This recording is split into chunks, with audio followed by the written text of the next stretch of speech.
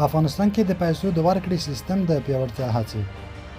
د افغانستان لپاره د نړیوال بانک رئیس مالینډا ګوډ وایي په افغانستان کې د پیسو د ورکړې د سیستم د پیاوړتیا په اړه له 100 زیات متخصصان خبرې کوي.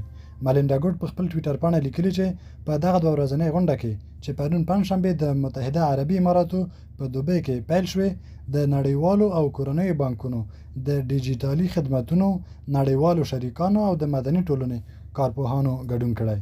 د هغې په خبره دا ډول سیستم دا مسله هم ډاډمنوي چې مرستې به د افغانستان وګړو ته رسیږي او هم به له خصوصي سکتور سره مرسته وکړي چې لا زیات افغانان وګماري.